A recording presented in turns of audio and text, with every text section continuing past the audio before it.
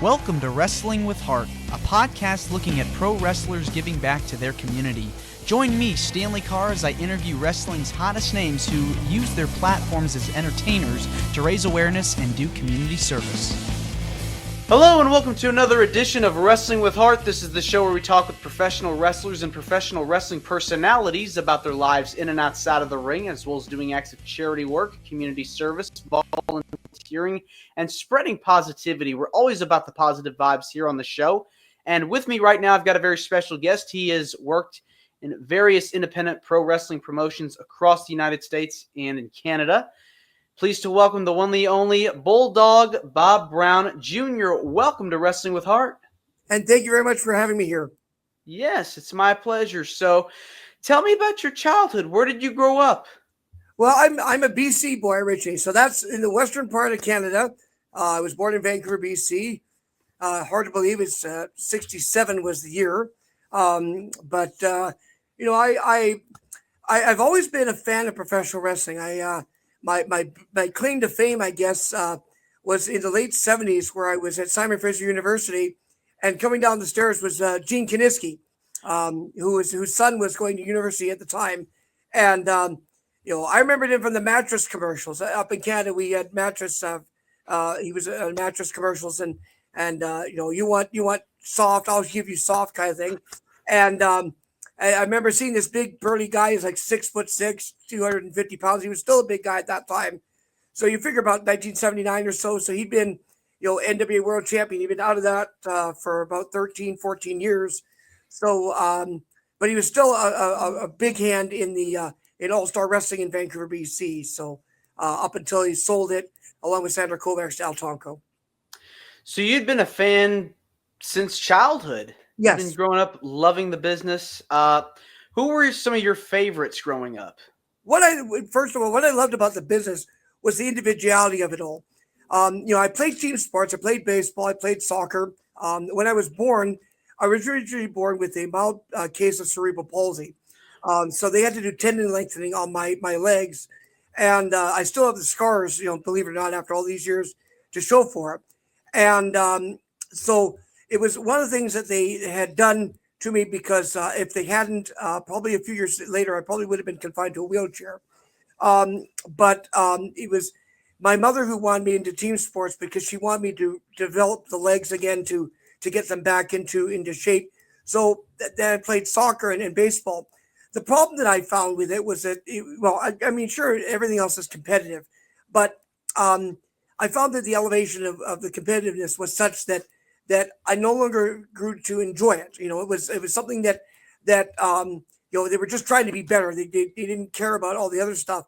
And there were lots of us who weren't, the esteemed all-stars. We were just, the podunk guys. And so we never got a chance to be able to be the stars and shine. So probably about 3 or 4 years into soccer, I finally had enough. And that's where I really turned into wrestling, because I noticed it on TV. Was sort of an individualic sport. I don't think that's a word, but individualic is a good word for me. Excuse me. And I enjoyed the individual performances, the individual people. Sure, there were tag teams, but each of them had a personality. Each of them could be individuals. And that's really what attracted me to the wrestling business.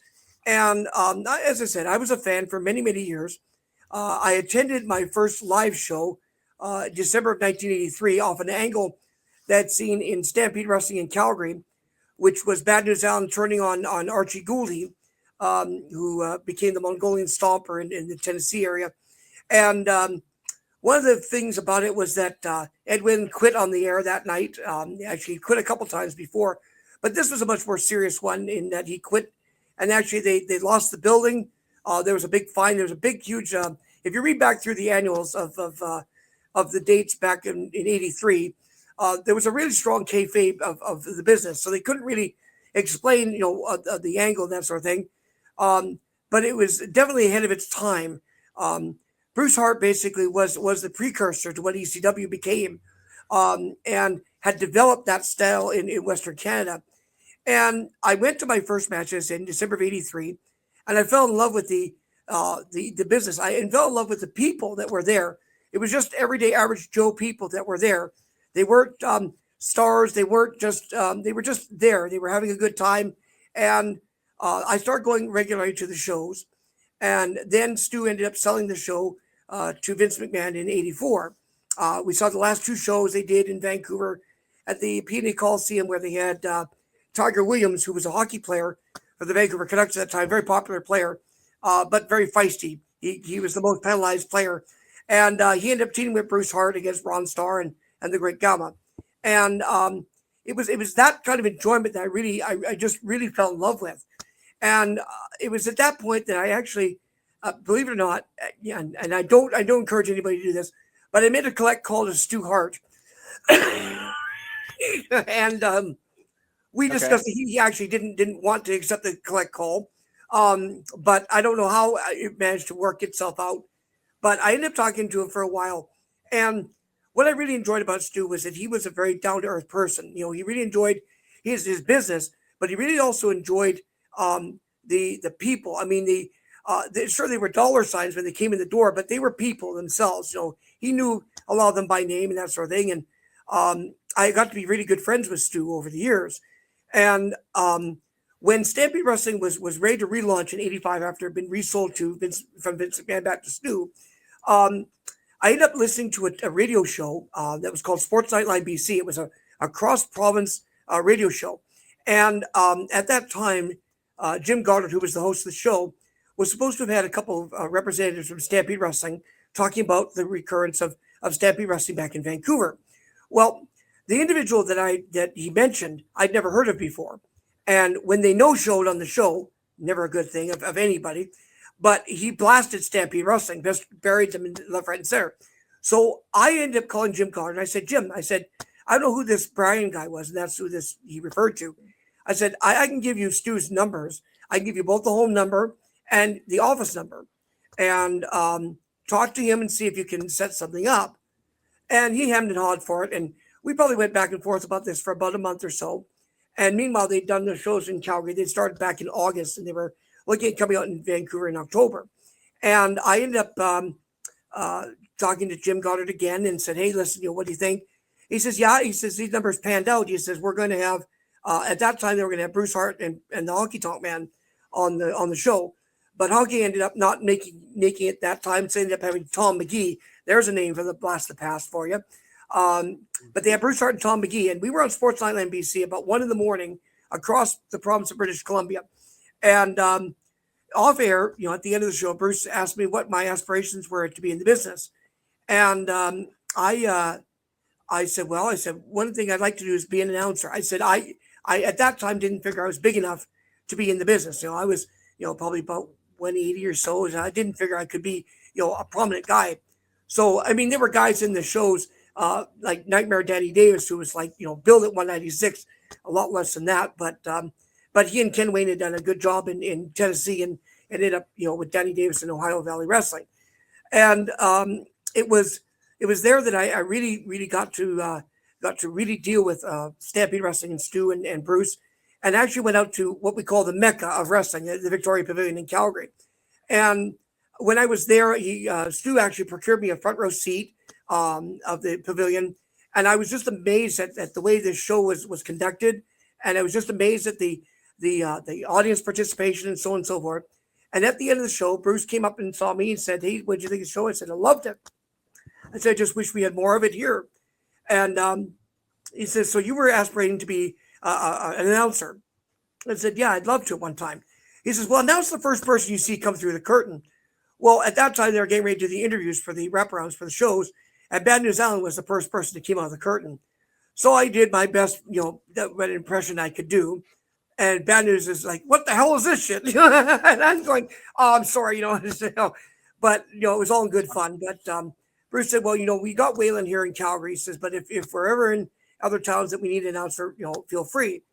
So I took that to heart one time, and I, kept attending shows in Vancouver, and I met up with this guy named Terry Vetter, who was nicknamed Shadow. He was known as Shadow because he trailed around Bruce Hart like a shadow, but he was afraid of the Harts big time. And Terry was doing the shows in Vancouver. He's the front man for the shows. And I met up with Terry, and Terry said we're supposed to be doing this show in Mission the next night, but we can't we don't have the announcer for it. We have the one in Vancouver, but not in Mission. Would you like to do it? And I jumped the chance. Here I was, just not even 19 years old, getting the chance to announce for what I truly loved in the business. And so I went out to Mission, BC. Now, little did I know that there was a precursor to this. Terry hadn't postered the town. So it became a double duty where we were postering like crazy to put up posters the night of the show because he was afraid of the Hearts coming in and seeing that he hadn't done any of the work. We still drew, I think it was like 200 or so, 180, 200 or something like that in the Mission Legion Hall. So it was a well-attended show, but still, I mean, there was a precursor to that. But that was my first announcing gig. And I went out to Calgary again in December of 86. And at that time, Dynamite Kid had been injured in Hamilton, Ontario. For those who look back through the annals of professional wrestling, the British Bulldogs at that time were the World Tag Team Champions, and they were wrestling Bob Orton and Don Morocco in all around the Horn. And it happened that Dynamite took a turnbuckle wrong, ended up blowing out his back, and he was rushed to Calgary for the surgery because that's he'd had no surgeries in Calgary before, so he trusted the doctors back there. And it was at that time that I befriended Smith Hart, who was the eldest son of Stu. And Smith actually invited me to the back. I went into the back of the pavilion that night, and I met up with Duke Myers and Angel Acevedo, better known as Cuban Assassin. And I'm not sure how I got to do that, but I managed to weasel into their conversation, found out about this injury to Dynamite, found out all the details. And, on Saturday, we came home, and I was like, wow, I wish I could know more. So, believe it or not, yes, I was that brazen. I phoned the WWF offices at that time, believe it or not. And, the secretary answered the phone and said that, she couldn't talk about it because it wasn't on TV. And that time, anything that didn't air on TV didn't exist, right? So I was kind of left without any to do. So not to be outdone and thinking, how am I going to do this? I ended up going through all my magazines. I found a phone number for GC London Publishing, Bill Apter's magazines. And I called up and I was put through to Bill Apter, which was surprising to me because I thought, this isn't going to happen. But I talked to Bill for a couple seconds and he was telling me they were putting a magazine to bed. And so, could they call me in 45 minutes? Now, at that time, I had moved from my house in Coquitlam to Port Moody, where I was living with my mom and my brother. And I was in the bathroom. And about 45 minutes later, the phone rings. And my mom answers the phone and says, she yells up to me. She says, you may want to take this call. I said, why? I said, who is it? She says, it's New York calling. So I end up getting on the phone. There's Stu Sachs, Craig Peters, and Bill Apter on the phone. And they're saying, you might have some information that we'd be interested in. And I said, well, so I told them about this stuff. They said, we didn't know any about this stuff. How did you know? I said, well, I was out in Calgary this last week. He said, well, how are you related to Stampede Wrestling? Well, I'm just a fan. We can't put that in the magazine. Bill says we can't say that. The fan just tells us this information. We can't do that. So somewhere in the annuals of all these magazines, if anybody can find it, please let me know because I want a copy of it because I've lost it. I'm listed as the media liaison for Stampede Wrestling. And that's an incredible story. Then I caught. I asked Bill. I said, "Why are we not having any of our results in the magazines or our ratings?" I said, "Our guys is just as good. You got Portland in there, and you got all these other areas." So at that point, we started actually getting the ratings in there. So if you look in the ratings and the roll call champions, the UWA champion, which was out of Vancouver All Star, and the Stampede Wrestling International titles were all listed in the magazines, and that was because of me. And then Bruce Hart ended up taking over. So Bruce ended up doing that for a period of time. And I was looking for a job. So again, I'm looking through the stands on magazines that's right. And there's this new magazine that came out called Gold Belt Wrestling. Editor was Virginia Bowes. And Virginia and I really didn't say eye to eye on a lot of things because a lot of her stuff she tailor-made to the magazines. It wasn't really in your words kind of thing. It was always somebody else's words. It was hers. But I ended up writing a couple magazines for them. And I had a couple of our stars that were featured there. I think one of the last ones had Jason the Terrible, Carl Moffat in there, and a couple of the other ones that were in there. And but then again, I was looking for another job. So I'm again thumbing through my magazines. I see this one, I think it was in Wrestling Eye, that was talking about a WFIA convention in Los Angeles at the Ambassador Hotel. And So I ended up going down to Los Angeles. I ended up taking the Greyhound bus 24 hours straight to Los Angeles, stayed in this Fleabag motel not too far from the Ambassador. Went to the Ambassador, met up with Queen Kong Matilda, Ox Baker. Actually, I have a picture somewhere he signed to me. Met up with Lou Albano, Victor Rivera, and David Schultz. And I met up with a guy named George Napolitano there. And George, I said, I'd love to get a job with Starlog Press. He said, well, I just do a fanzine thing. If you know us, there's a lot of pictures in there, not a lot of text. He said, but he said, I could probably give you an in. He says, I'm running for a company called Wrestling World Magazine under the name Jose Sanchez for the Caribbean Report. Maybe you can talk to Steve Cicerelli and get on with him. So I called Steve. Believe it or not, I'm calling all these people. I mean, who does that nowadays? I mean, everybody does that stuff. But back in the day, who would have even thought about doing this? But I did. So I called Steve Cicerelli, and Steve says, I'm putting a magazine to bed in 3 weeks. He says, if you can get a column and pictures to me in 3 weeks, I'll see if it's good enough, and we'll use it. Well, I did, and Northwest Canadian Wrestling News was born. The first was a big 8.5 by 11 picture of Mike Shaw, Mac and Singh, wrestling Brian Pillman in Edmonton. Bloody Brian Pillman over the top rope.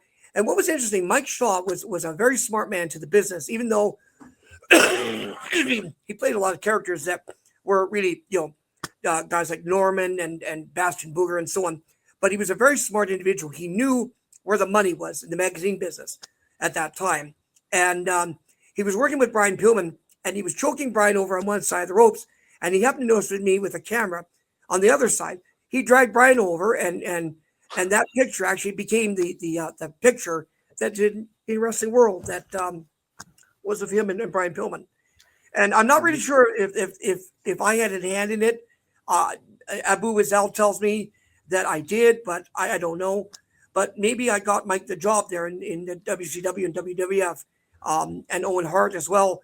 But I mean, I don't care. It doesn't matter to me. I was just happy to be able to see our guys in this area getting coverage because, I mean, there was all this stuff in New York, all this stuff in Boston, Florida, Texas, even some stuff in Portland, but there was nothing in Western Canada. And yet Western Canada was the mecca of creating. I mean, they created the Hearts, the Bulldogs. There were a lot of guys even before that, Gene Kiniski, Fritz von Erich, all these guys had come out of Calgary that Stu had trained, never charged a dime for, by the way, trained to become professional wrestlers and made them into stars and never got credit for them. Yeah, I mean, you got to be around so many different people and really help kind of usher in a new era as far as wrestling magazine publications. Yeah, I did that up until 1995. Unfortunately, Wrestling World finally bid its end in 2001, unfortunately. But at 95, my mother had passed away. So I was in a bit of a funk at that time. And so the magazine business had sort of waned a little bit at that point.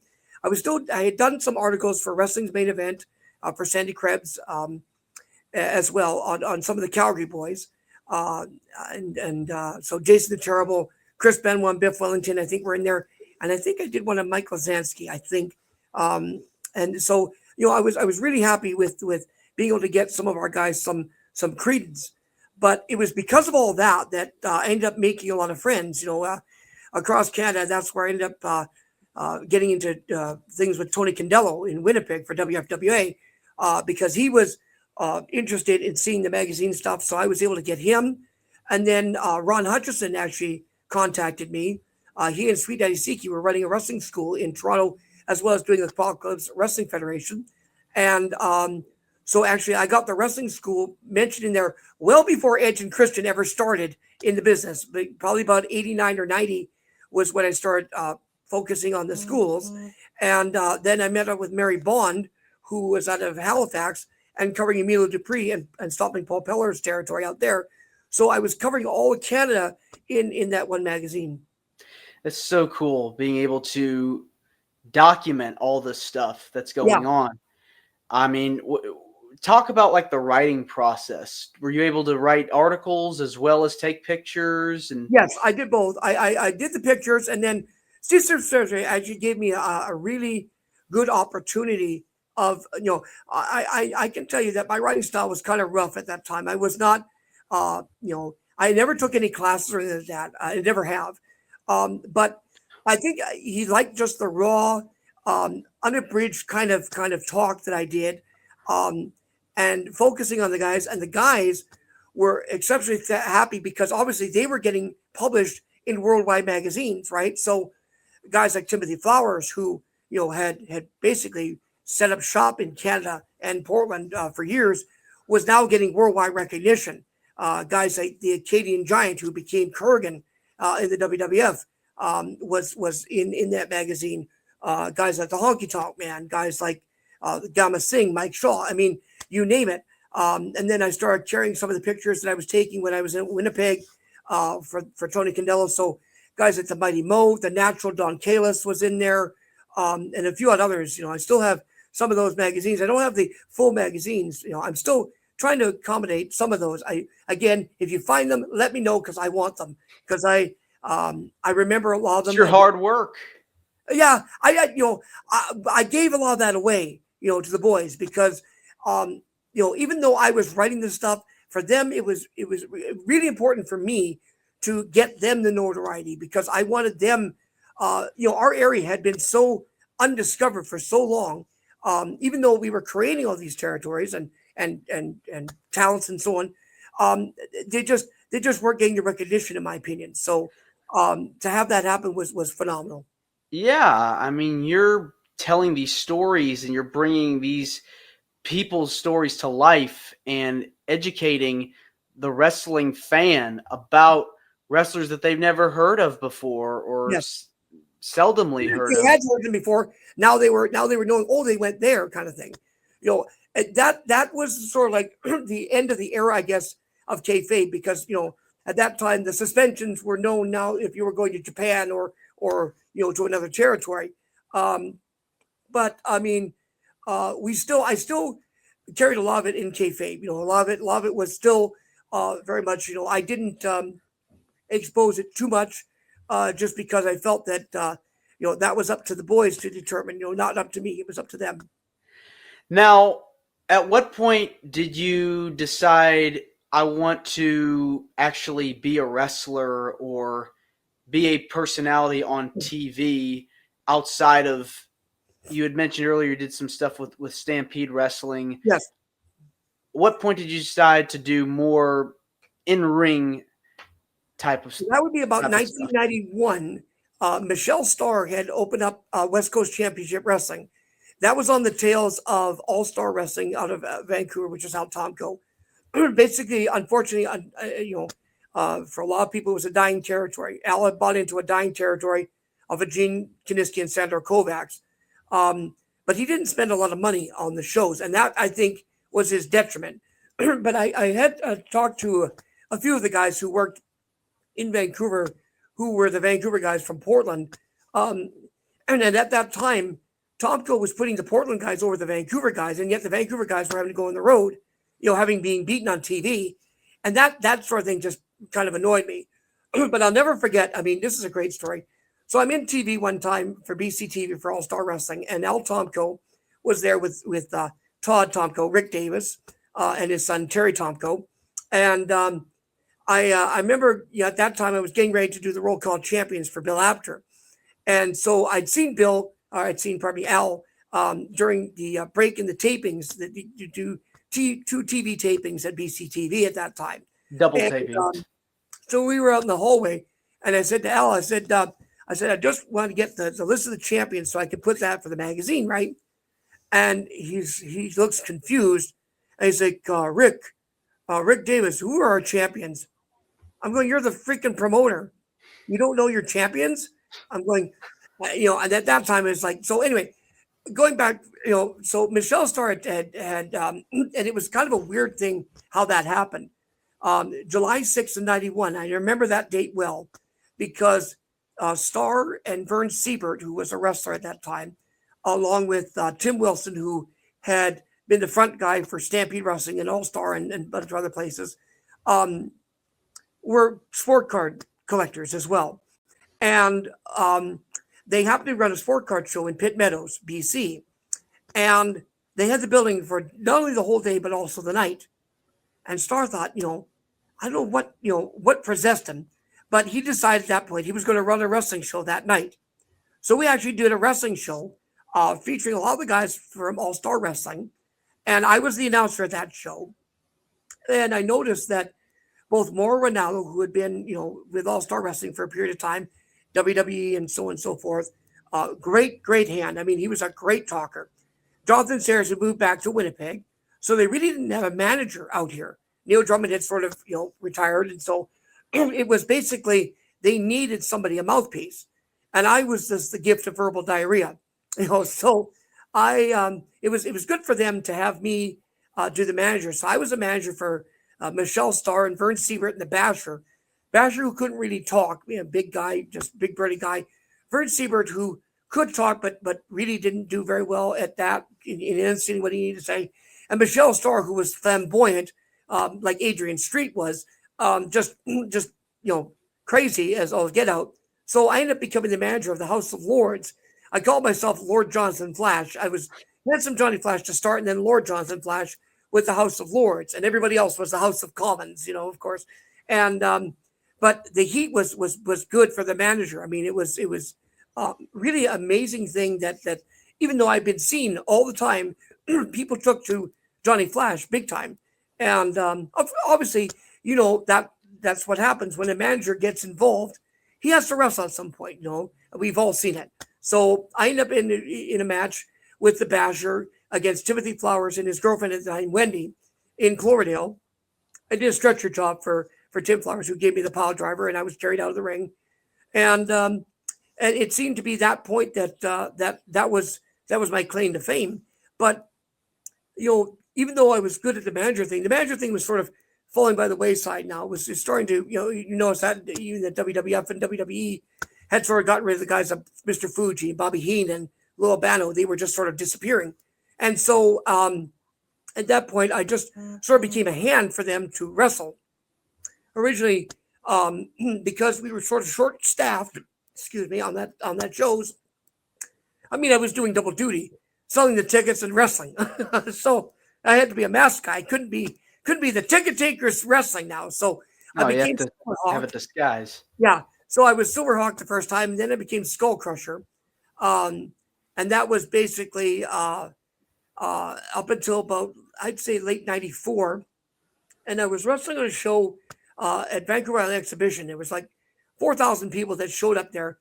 Here's another blast from the past. Now, only Canadians remember this one. Guy by the name of Ashley McIsaac. He was a very, very popular musician, but he was like a fiddle player and that sort of thing, but a lot of Gaelic type songs and so on and so forth. But he was the headliner at the VIEX, and we happened to be on the thing just before he came to the stage. So there were like 4,000 people that showed up to watch Ashley, but they all tuned in to watch the wrestling. And I ended up wrestling Ole Olsen at that show. And Ole says, you remind me of Bob Brown, when I wrestled him in the Maritimes. You should wrestle the name of Bulldog Bob Brown Jr. I said, do you think he'd mind? Now, I was friends with Bob Brown. I have some of the old programs. One of the last programs that she wrestled in Larned, Kansas in 94. I still have one of the last correspondences that we had when I was still living in Port Moody. And so I never got a chance to really ask him because he unfortunately passed away when I was going to ask him. So I never did. But Bob Brown Jr. became synonymous with shows. And it was funny because a lot of people say, "Oh, I remember your dad wrestling," and I'm going, "Do I look like him?" I don't know, but I wrestled a lot like him, sold like him, and created the ambiance like him, and the people responded tremendously well, and so I did that for a period of time. Actually, one of the claims to fame was I was wrestling. Now we do say this in this business. We say the word midget. There was a midget wrestler by the name of Little Nasty Boy, and I wrestled him for about 10 years off and on in a variety of different places. Even though we could go to the same place a bunch of times, we could have a whole bunch of different matches, and the crowd still ate it up. We were still, I still get my ass handed to me, at the end of the night, and I think out of if you were taking a look, I think I won 5 matches in my entire career. My loss record is like tremendous. I mean, Vince Nevada did a write up on me. I think it was like He found 88 matches, but I know there was about 300 altogether because I did a lot of stuff in Sandy Bar and Tito that is listed, unfortunately. But yeah, I mean that was the fun stuff. I mean, we had a blast doing them. I mean, Nasty and I had a great time doing them, and the fans loved it. They loved seeing me get beaten up by the midget all the time, and so it worked out well. Now you're kind of going from announcer to magazine writer to wrestler to Yep. manager. Same time. All at the same time. So, talk about training for a minute. Was it harder for you to get the basics, fundamentals, or did you pick it up quickly? One of the great things was that Smith Hart had been very good to me when I talked to him a lot of times. I met him over at Stu's house many a time, and we talked on the phone many times. Was understanding the psychology, and getting that part down. A lot of people have that problem. They can do all the moves, but they can't get the mindset. Being able to create their illusion and so on and so forth. So when I was wrestling, it was funny enough. We were in wrestling for Michelle Starr.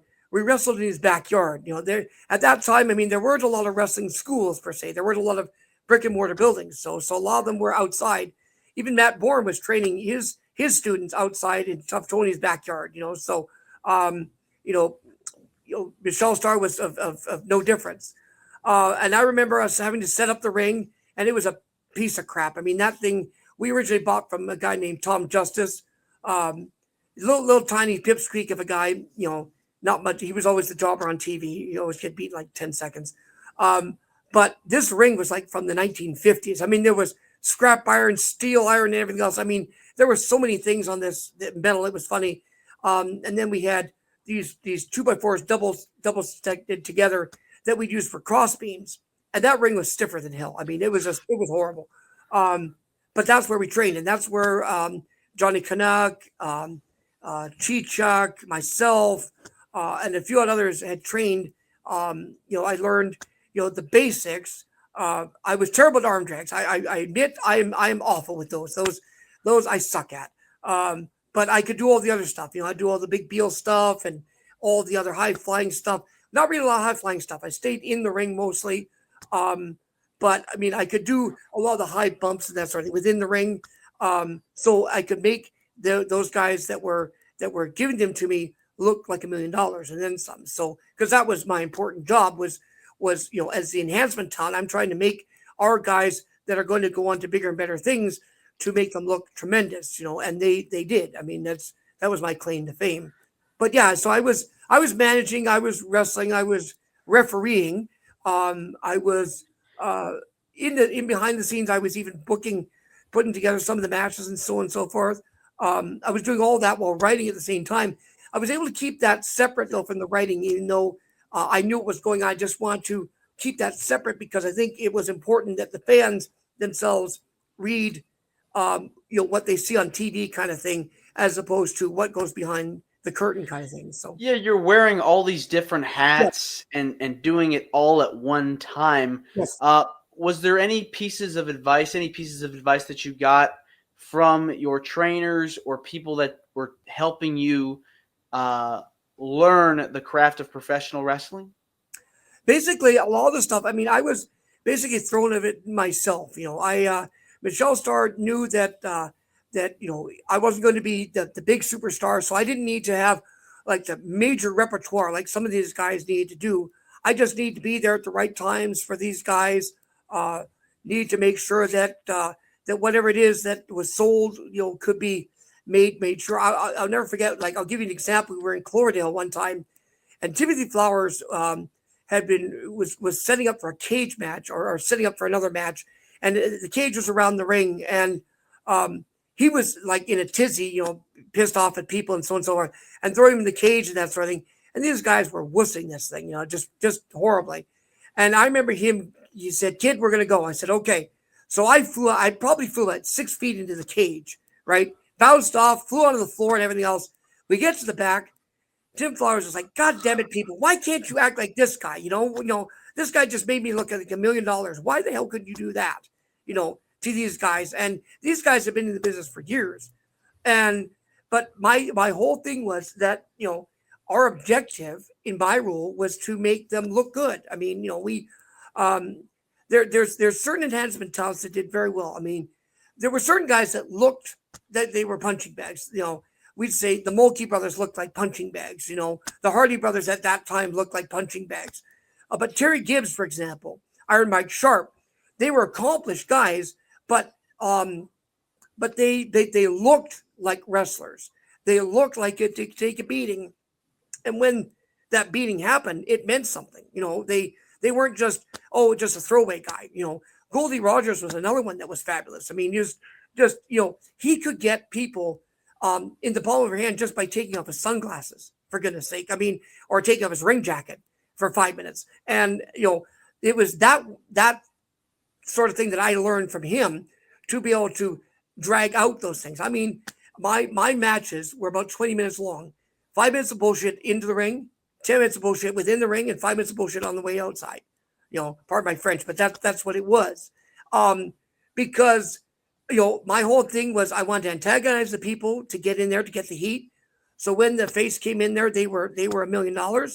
When the finish came over, and I sold it like $1 million, I go up to the referee and I do some stuff with the referee. Referee pushed me and I'd sell it like $1 million. Referee like $1 million, and he walk out there, strutting his stuff and so forth. I mean, how many times the referee gets booed and that's right? The referee was cheered every time, and for me, then I'd skulk out of the ring and, I'd tail between my legs, but people wanted to see my ass handed to me every time. Now, you got to work against a lot of different people. Who were some of your favorite opponents that you got to wrestle against? So I was a manager at that time. I managed Colonel De Beers when he was wrestling Jimmy Superfly Snuka. And I remember going into the ring and Snuka whipped me off the ropes. He says, chop. And it's like, okay. And believe you me, that sucker is stiff. That is a stiff chop. That I didn't, my whole chest caved in after that. That was brutal. I wrestled the Honky Tonk Man on a show, and that was fabulous. He hated wrestling Doink the Clowns because they always get makeup on his jumpsuits. Well, Jerry Gray had a mask made, so I didn't get any makeup on his jumpsuit. And he asked me, what do you want to do? I said, what are you asking me for? You're the veteran. I said, what I'll do for you is I'll give you the spin bump so you can give me the fist drop. We know the shake, grab, rolls at the end, that sort of thing.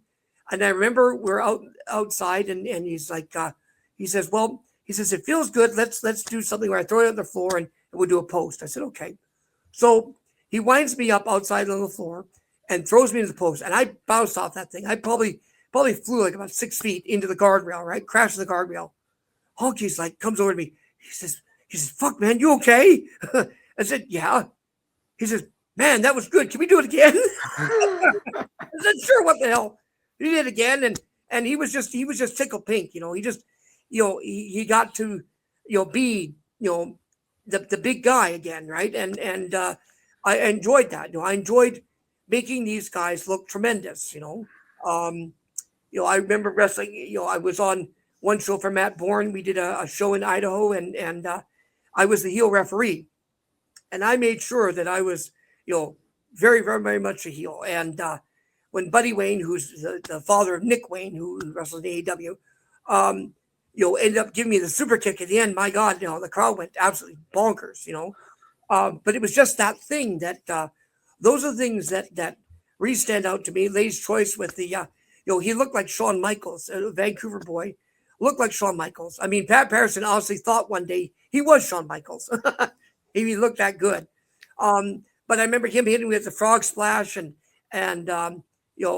he was just ecstatic with the way things went, because in the town that we wrestled, the heels were always cheered, and the face were always booed. He was supposed to be the face.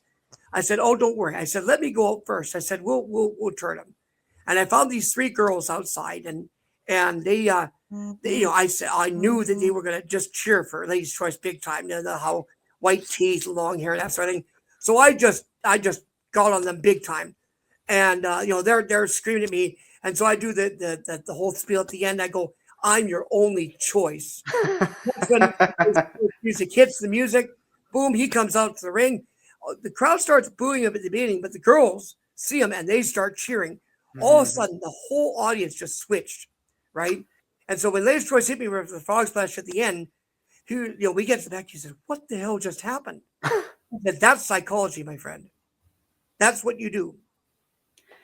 It's all about the lessons that you're learning when you're Absolutely. out there in front of that audience. I mean, there's nothing like getting that experience. Absolutely, and that's why it related a lot to when I was booking for shows. I had taken a lot of the shows under my wing. A lot of these guys were newcomers. They had chips on their shoulder, wanting to be the big stars and that sort of thing. And I'd knock them down a few pegs here and there. But my whole idea of the book was I wanted to create stars. I wanted to create something.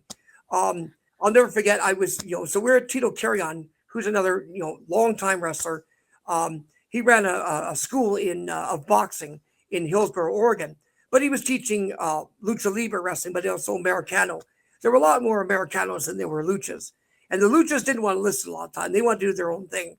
So every time the announcement we made, "Oh, the luchas are on," everybody would be going to the concession stand. It's just the way it was. But the Americanos, they loved them, right? But I remember I was in the locker room, and I showed the guys. I said, "Here's how you get psychology," and I ended up wrestling myself. I How did sold that myself. happen? I just because they wanted at that time I worked off of one guy, and I said, okay, now I sell for myself, right? And sell and create and sell and people were mesmerized by in the locker room that I was able to take two characters and just it was like Kenny Omega wrestling that plastic doll in Japan, right? And making that doll come to life. It's as stupid as it sounds, that doll was huge. It's like when he wrestled that 9-year-old girl. It's the same thing. It's like if you suspend their believability and disbelievability for just a minute or so, it's like Suspend why their do you go to a disbelief. movie, right? You know what the finish is. You've already seen the movie. You may have seen the movie hundreds of times, but that movie, there's something about it that you miss something, or there's something about the colors you didn't see, or whatever else, or you want to be part of it. That's how you get into it, and that's what I did. Yeah, So I mean, it's all about believing that this absolutely, person has a realistic chance of absolutely, defeating their opponent. I mean, yeah. If you go in there looking like you're going to get beat, of course you're going to get beat. You know, if you look like you're going to not get beat and you get beat, oh well. It happens. Anybody can beat anybody on any given night, kind of thing, and that's what I tried to equate in all the shows I did. I didn't try to. There were a couple of shows where, like, for example, a huge monster of a guy would beat up a smaller guy. It'd be a scrub. And I remember Tito Kieran hated that. He said, "Oh, amigo," he said, "I don't like that. This one guy beating up this one guy." I said, "Yeah, but it's a story." I said, "We want this guy to look like a monster. So when he gets beat, it means something. These people are like exactly. they're in aura." But you see, again, he was in the 50s and 60s. So I mean, there's a lot more competition at that time. A lot of the guys looked even in size, right? So there weren't the jobbers per se. There weren't the enhancement talents. And I don't like even the words jobber or enhancement talent. I like carpenter.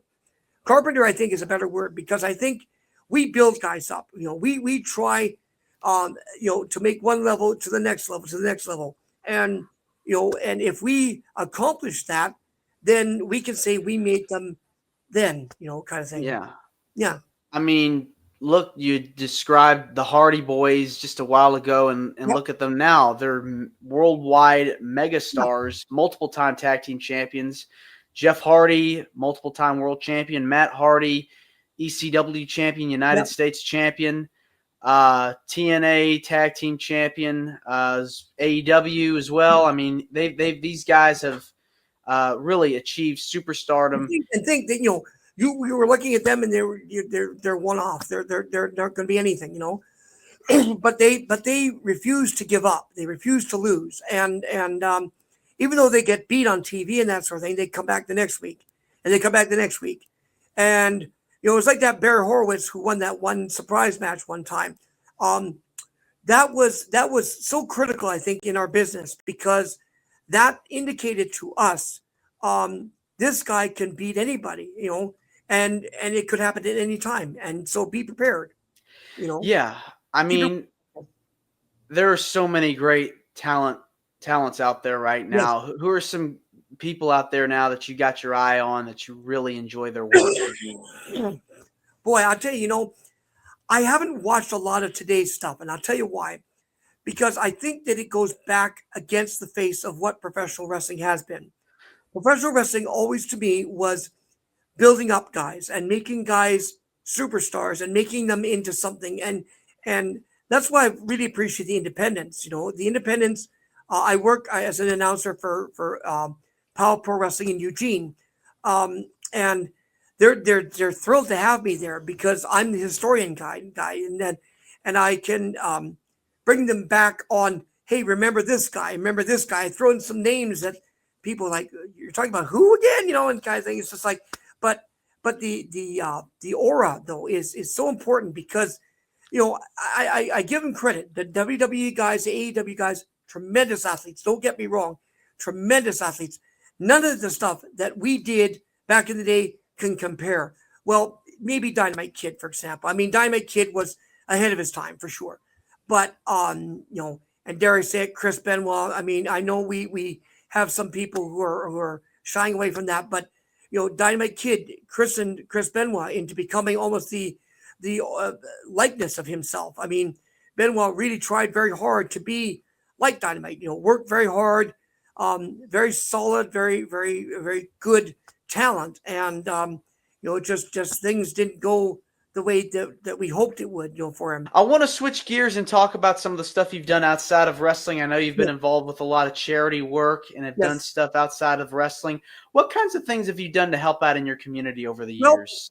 with the wrestling, that's actually been the backbone of how I got into a lot of things. I was the go getter kind of thing, and I was back at that time when I first moved to the United States. I was living in Canada at the time. I moved and got married to my wife down here.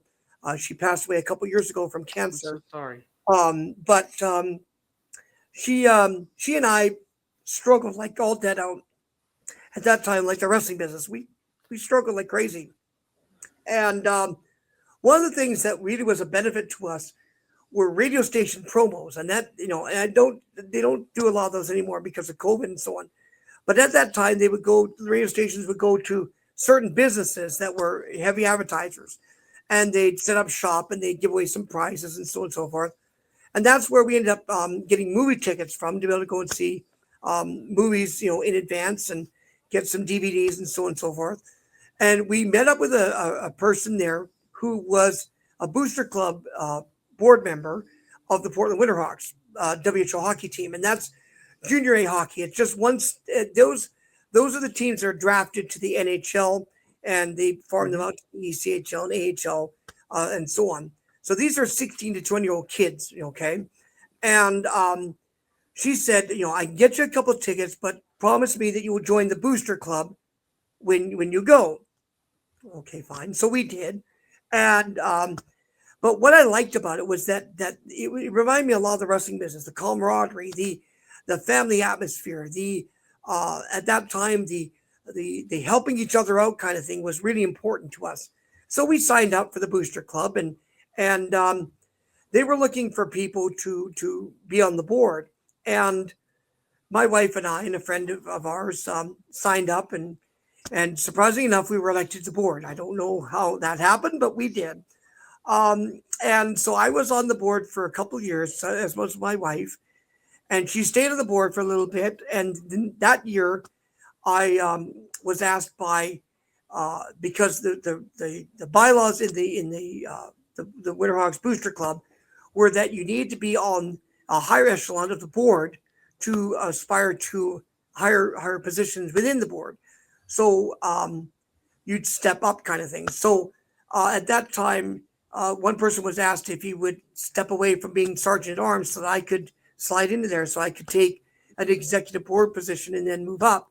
So I was sergeant at arms for a year, and then that year, the president came to me and said, I've been on the board for 6 years, or pardon me, 23 years. I've been the president for six. I think we are needing new blood, and so because of my go-gettedness and my attitude and so on and so forth, I ended up becoming the president of the Booster Club. And I was there from 2008 to 2023. Traveled all over Canada and the United, and we did Washington State for games. Took the board members to a lot of different places that we hadn't been for decades, and established actually a fan club in Prince George, BC, to become their booster club. And we took our booster club to a lot of areas in Manitoba and Saskatchewan and Alberta, so people could see who we were. And a lot of them were just mesmerized as to how we had been able to accommodate. I mean, at that time, I think we were about 400 members. And I think our highest, was just under 6. But it was just like our believability in our product and so on and so forth was such that people could get behind it and support it. And so we could give some money to local charities. So one of our big things that we would do yearly, back in 2012, we started it, was called Shop with a Hawk. And then I know a lot of them, we see a lot of these days with Shop with a Cop kind of thing, where they take underprivileged kids out shopping for school supplies.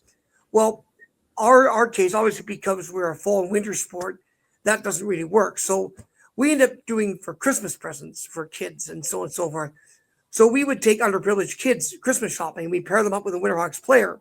So a lot of these players were from affluent backgrounds and so on and so forth. So seeing people that didn't have the wherewithal, didn't have all the greatness and that sort of thing, to be able to partner up with them and see, how they existed, was kind of a mind-numbing for them. So it worked on both ways. Got to see, what they could become. These kids could see, the stars of the making, and these players could see what these kids came from. So, we did that. I was on that for many years, and the program has continued on ever since.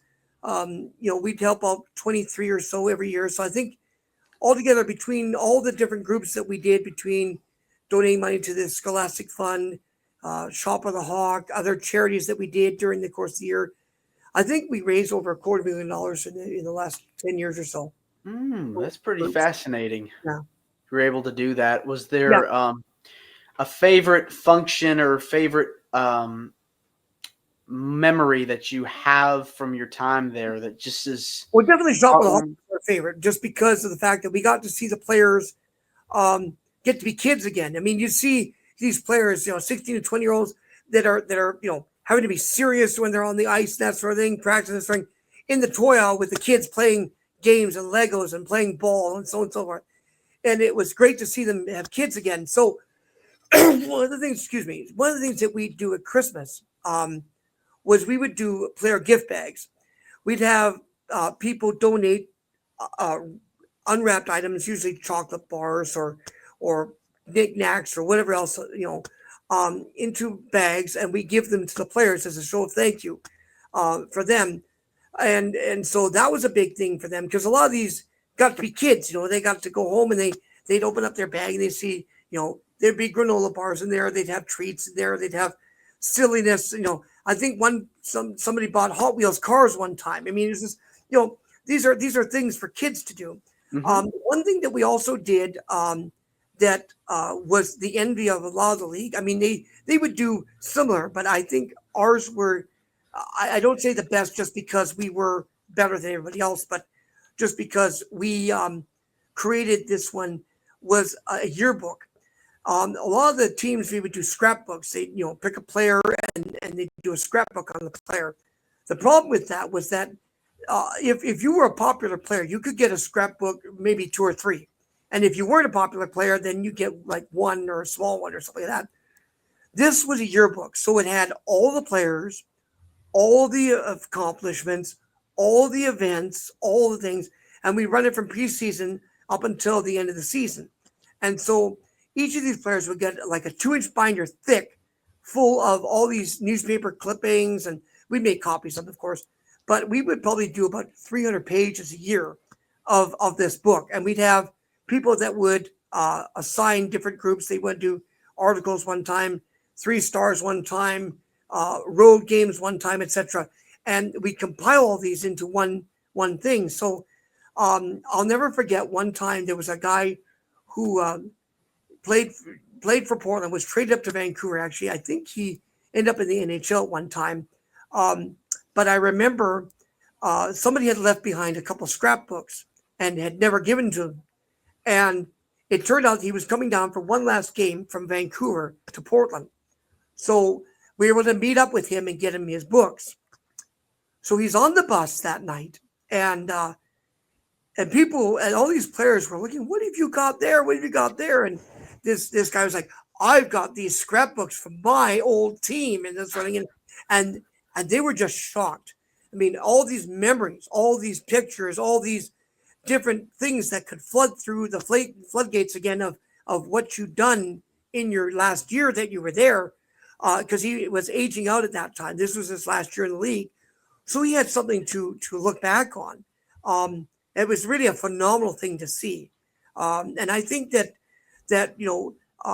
it's really a phenomenal thing. I mean, we've had some guys who've brought, books of talking about our careers and so on. They're tremendously received. I can tell you right now, because they bring back memories big time on us, on our careers, even though we may not have been, on the TV, even though I did TV. I mean, I was on West Coast Wrestling Connection. I did their TV announcing for a year back in 2017 before the Strokes. It was just I enjoyed all those different things, and so getting to the Strokes now. So I had 2 strokes within 8 days back in 2018. I was hospitalized. I was actually at CAC when the first one hit. I was going to be announcing that night for, they were going to do a show called Casino Royale at the Gold Coast Hotel for the CAC. Billy Blay was going to run the show. And on my way down the escalator, I had my first stroke. And they ended up taking me to the hospital. And they released me after 6.5 hours. I don't know why, but they did. Ended up coming back to the CAC. And Papa Stro and I actually did the strut off at the CAC.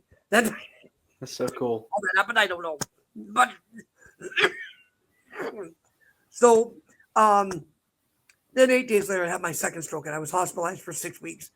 I had to learn to swallow again. I was on a peg tube. I was on a nasal tube for 3 months. I was on a peg tube in my stomach for 9 months. I had to learn to swallow again. I had to learn to talk properly again, walk again, everything else. I mean, all those things that you just take for granted were gone. So I had to learn all those again. And I was very surprised. I was at CAC in 2021, and Brian Blair bestowed upon me the Courage Award for CAC.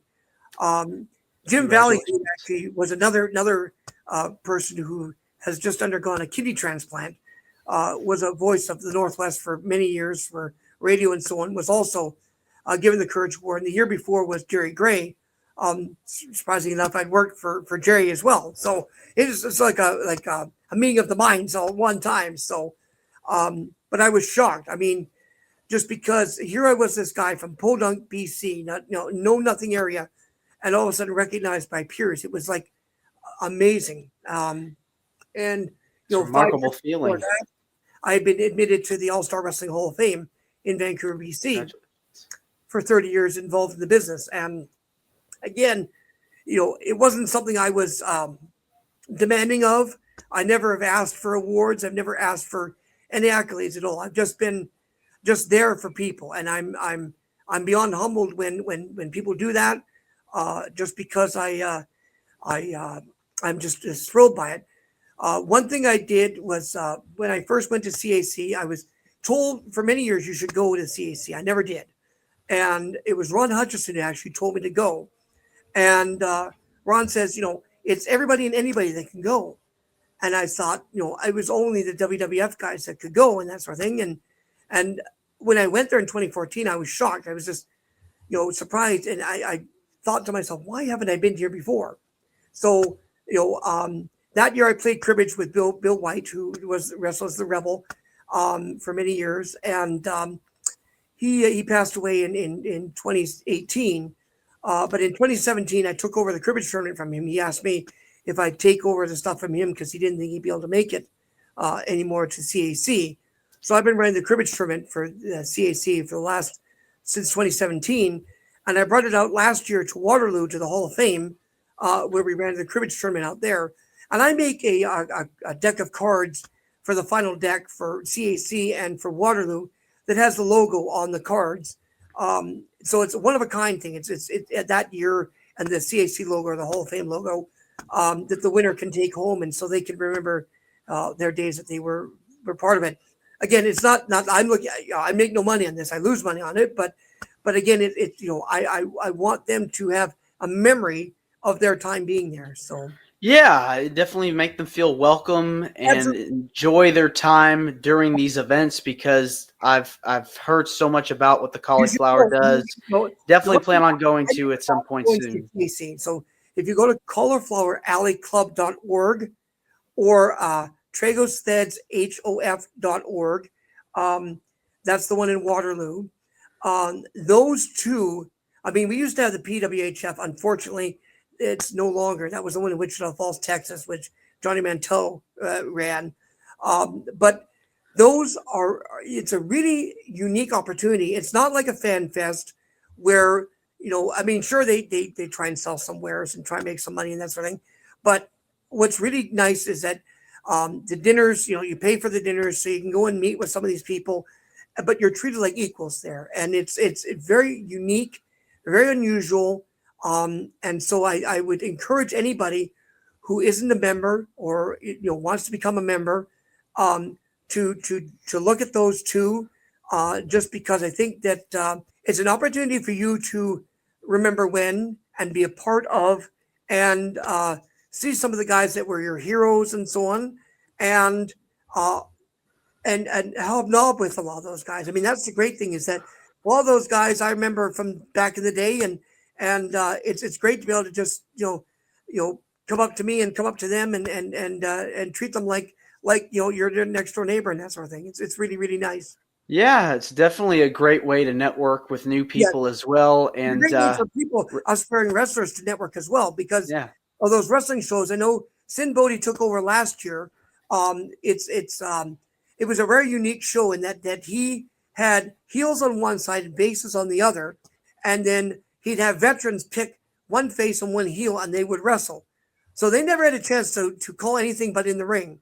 So it was basically wrestling uncut kind of thing. It was like it was wrestling on the fly is what it was called. Improvisation. And, if you have a chance to go to CAC to see that, it's on Sunday night, the day before the CAC. Do yourself a favor and check that out, because Sin Bodhi has some really tremendous athletes that go there, and I think what was it? Super Beast was there as well, and so you have a chance to be able to hobnob with some of those guys who've been in the show and that sort of thing, and get to learn from them, as well as being able to partake in some of those shows as well. So yeah, it's a great thing for all. Oh man, I'll definitely check that out. Sounds like a lot of fun. Please do.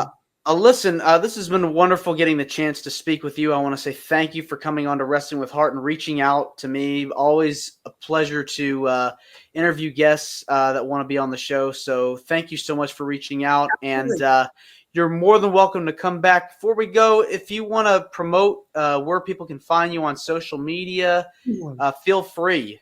Well, I don't really have a lot of social media stuff. I mean, I have a Facebook for me, but people who want to email me can email me at Bulldog Bob Brown Jr. That's Bulldog Bob Brown Jr. 1 @yahoo.com.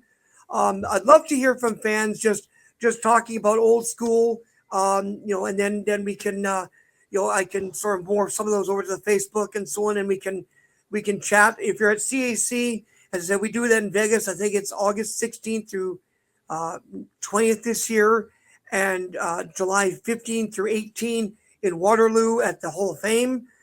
You have a chance to be to either of those. Do yourself a favor. Even though you may not have been in the business that long, or you have been in the business that long, it's a great opportunity to network. This year at Waterloo, my understanding is there's going to be a lot of trainers there.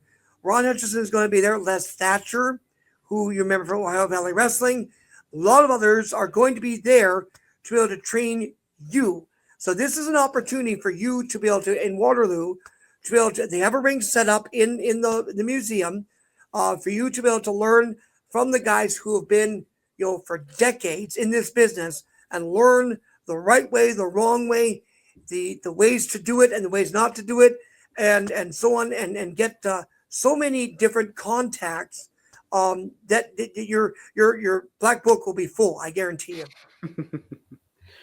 Definitely, we'll check that out. Yes. Thanks again, and you're more than welcome to come back. I appreciate that, and thank you so much to everybody for listening to this long-winded bag here who just likes to reminisce about old school. I know that when you talk about wrestling with heart, that's what this is.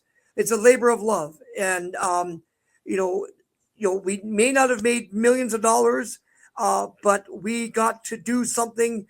We got to see areas that we would never have seen, probably didn't exist on a map, and got to see all these people and talk to great people like yourself who've been able to carry on our business in a informative way and also a constructive way to be able to bring forward. Hey, listen, we did exist, and we are, we know what we're talking about. I think. Yes, absolutely appreciate it. Thanks again. And thank you. All right, take care. Have yourself a great one. You too. Bye-bye. This is Wrestling with Heart. I hope you found this podcast to be informative and entertaining. If you did, please hit the subscribe button and look out for the next edition.